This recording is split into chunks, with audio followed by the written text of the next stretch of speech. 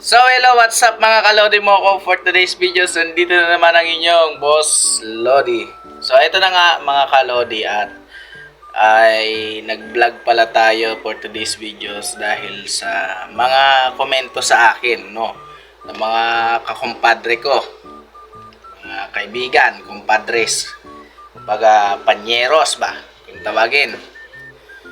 May mga panyeros ako na kaibigan dito sa Maynila na nagpapa-request i-vlog ko daw kung ano ba yung meaning ng panliligaw. Diyos ko, ito naman itong mga mga kumpanyeros ko na to.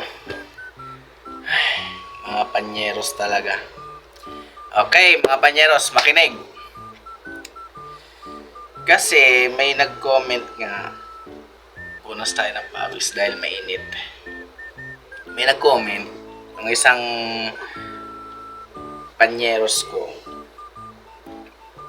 Ang comment niya is, ano ba ibig sabihin ng panliligaw ayon sa aking pananaw? Okay, kasi may nililigawan siya. May nililigawan siya na babae. Tapos, sumagot yung babae na, ha? Ligaw agad? Ang bilis naman. Hindi pa nga tayo nagkakakilala. Ah, ano bang mindset yan? No? So, eto, ipapaliwanag ko. Ang panliligaw, ganito ha, makinig kayo boys and girls. Lalo na sa mga girls. Gaya ng chat sa panyeros ko na, ha? Hindi pa tayo magkakilala ng lubusan, manliligaw ka na kagad. Ang pananaw ko kasi sa panliligaw guys, ganito. Yung panliligaw kasi, it means, nanliligaw yung tao. Hindi pa totally na boyfriend, BF kayo. No? Ibig sabihin nun, nanliligaw si boy para makilala mo siya ng lubusan. Eh, sagot naman nung pinakita sa akin comment eh. Pinakita sa akin yung comment na, ha? Hindi pa nga tayo kilala. Lubos sa magkakilala. Manliligaw ka na sa akin. Kasi ang isip kasi nila, pag nanligaw, ibig sabihin, gusto ka ng jowain. Yun naman ang isipan ng mga kababaihan ngayon.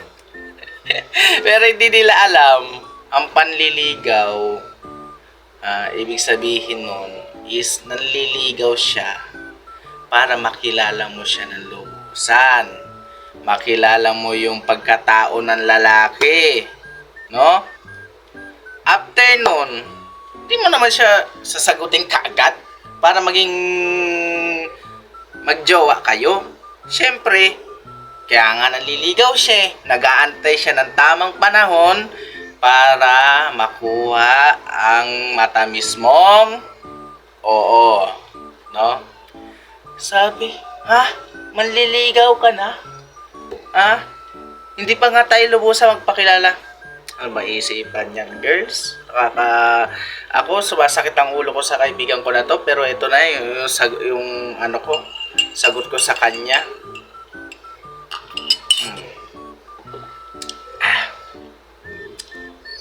Maasim. So, yon. Ibig sabihin ng panliligaw, nagpapakilala yung lalaki sa'yo. No? Papakilala siya at yung panliligaw na yon ay gusto niya ipakita yung sinseridad niya na siya ay matinong lalaki, nire-respeto ka. Pinapakilala niya ba yung ugali niya? Yun yung panliligaw. Siyempre, ikaw na babae, nakita mo na, 2 taon na siya nanliligaw sa'yo at never ka pa naman niyang niloko, sinaktan. So, ikaw na ang magde-decide. Nasa yung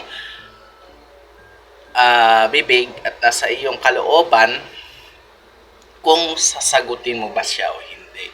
So, pag sinagot mo na siya, doon na kayo legal na mag-BF or girlfriend. Naintindihan nyo ba ako? So, yung panliligaw, it means niyan ay nagpapakilala pa lang siya. No? Ano ba? Ay, naku, nasara ko sa iyo, panyeros. Ano ba mga tanong yan? Kasi, etong panyeros ko na to kasi ang dami niya na kasing tawag dito. Nakampating init. Ang dami niya na niligawan. Ang halos lahat ng tanong niya, sinasabi na, hindi pa nga tayo magkakilala? Lubusan magpakilala, manliligaw ka na? Ano bang isipan yan? Kasi ang nakikita kong isip ng mga babae is manliligaw, ibig sabihin, jojowain na sila. Hindi. Nanliligaw siya para magpakilala siya sa sarili niya para sa iyo. At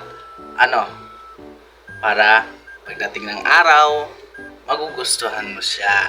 Kasi nga, nagpakilala nga siya sa iyo. No? So ngayon, alam nyo na, kung ano yung ibig sabihin ng manliligaw o lalaking nanliligaw sa babae.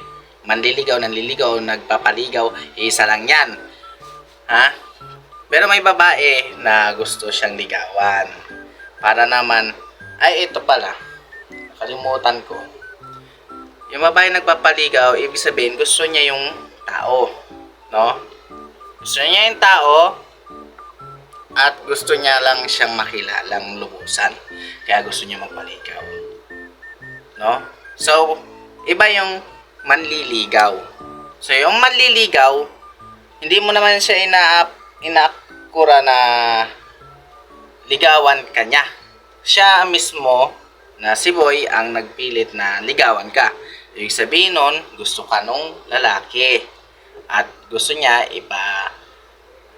rating sa'yo na manligaw siya sa'yo, pakilala siya sa'yo ng kanyang mga ugali, ng mga syempre, nasa babae yung sagot. Kung sasagutin ba o hindi, no? Ay nako, tama na nga to. Yun lang mga kalodi, sana naintindihan nyo. See you to the next vlog. Bye-bye.